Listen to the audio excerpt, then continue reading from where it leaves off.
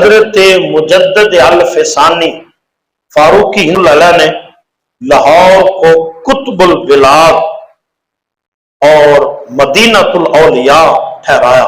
حضرت داتا علی اجویری رحمۃ اللہ علیہ آپ نجیب الطرفین سید ہیں، یعنی والد کی طرف سے امام حسن کی اولاد اور والدہ کی طرف سے حضرت امام حسین کی اولاد سے ہیں۔ علی بن عثمان بن علی الجلابی الغزنوی جنیدی ثم الحجویری، یہ آپ کا پورا نام ہے۔ شہر غزنوی کے دو قصبے تھے، ایک کا نام جلاب اور ایک کا نام حجویر۔ آپ کے ددیال والے قصبہ جلاب میں رہتے تھے اور آپ کے ننہال والے وہ قصبہ حجویر میں رہتے تھے، اس لیے آپ حجویری جلابی اپنے نام کے ساتھ لکھتے۔ غزنوی آپ کا تعلق شہر غزنوی کے ساتھ ہے، اس لیے اس کی نسبت سے آپ اپنے نام کے ساتھ یہ ٹائٹل بھی لگاتے ہیں۔ جنیدی، حضرت داتا علی اجویری رحمۃ اللہ علیہ اپنے نام کے ساتھ جنیدی بھی لگاتے ہیں۔ آپ طریقت کے اندر حضرت جنید بغدادی رحمۃ اللہ علیہ کے مرید ہیں کہ حضرت داتا علی اجویری رحمۃ اللہ علیہ مرید ہے حضرت شیخ ابو الفضل محمد بن حسن ختلی رحمۃ اللہ علیہ کے، وہ مرید تھے حضرت شیخ حسری رحمۃ اللہ علیہ کے، وہ مرید تھے حضرت شیخ ابو بکر شبلی رحمۃ اللہ علیہ کے، وہ مرید تھے حضرت جنید بغدادی رحمۃ اللہ علیہ کے، وہ مرید تھے حضرت سری سکتی رحمۃ اللہ علیہ کے، وہ مرید تھے حضرت معروف کرخی رحمۃ اللہ علیہ کے، وہ مرید تھے حضرت داؤد طائی رحمۃ اللہ علیہ کے، وہ مرید تھے حضرت حبیب اجمی رحمۃ اللہ علیہ کے، وہ مرید تھے حضرت امام حسن بصری رحمۃ اللہ علیہ کے، اور امام حسن بصری مرید تھے حضرت علی مرتضیٰ کے۔ اور باقی جتنے سلاسل ہیں قادریہ نقشبندیہ یہ بعد کے، حضور غوث اعظم سے سلسلہ قادریہ شروع ہوا اور حضرت شیخ عبد القادر جیلانی رضی اللہ تعالیٰ عنہ داتا صاحب رحمۃ اللہ علیہ سے 70 سال بعد میں پیدا ہوئے، اور حضور غوث اعظم رضی اللہ تعالیٰ فرمایا کرتے تھے اگر میں داتا علی اجویری کا زمانہ پا لیتا تو میں ان کے ہاتھ پر بیعت کرتا۔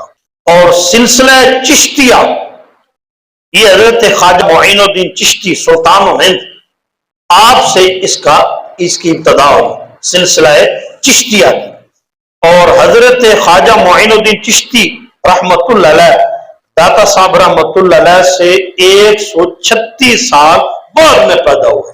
اور سلسلہ سہروردیہ یہ حضرت شیخ شہاب الدین سہروردی رحمت اللہ علیہ سے شروع ہوا، اور حضرت شیخ شہاب الدین سہروردی رحمت اللہ علیہ داتا صاحب رحمت اللہ علیہ سے 139 سال بعد میں پیدا ہوئے۔ اور سلسلہ نقشبندیہ یہ حضرت شیخ بہاؤالدین نقشبند رحمت اللہ علیہ سے شروع ہوا، اور حضرت بہاؤالدین نقشبند رحمت اللہ علیہ داتا صاحب رحمت اللہ علیہ سے 317 سال بعد میں پیدا ہوئے۔ اور حضرت جنید بغدادی رحمت اللہ علیہ داتا صاحب سے 182 سال پہلے پیدا ہوئے۔ تو طریقت کے اندر حضرت داتا علی اجویری رحمت اللہ علیہ حضرت جنید بغدادی رحمت اللہ علیہ کے مرید ہیں۔ داتا صاحب رحمت اللہ علیہ نے لاہور میں 34 سال کا عرصہ گزارا۔ خواجہ معین الدین چشتی اجمیری رحمت اللہ علیہ جنہوں نے ایک نگاہ 90 لاکھ لوگوں کو کلمہ پڑھایا، وہی داتا صاحب کا فیضان تھا۔ تو حضرت داتا علی اجویری رحمت اللہ علیہ کے القاب میں سے ہے گنج بخش اور داتا، آپ کے القابات میں سے ہے گنج بخش۔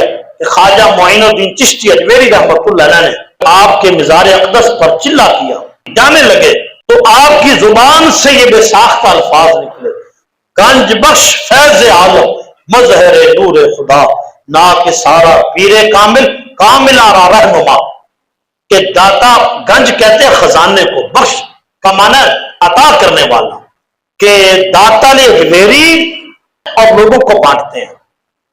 اور پھر آگے فرمایا کہ داتا علی اجویری رحمت اللہ اگر ناقص آئے تو اسے کامل بنا دیتے ہیں، اگر کامل آئے تو اسے کاملوں کا رہنما بنا دیتے ہیں، اس لیے آپ کو گنج بخش کہتے ہیں۔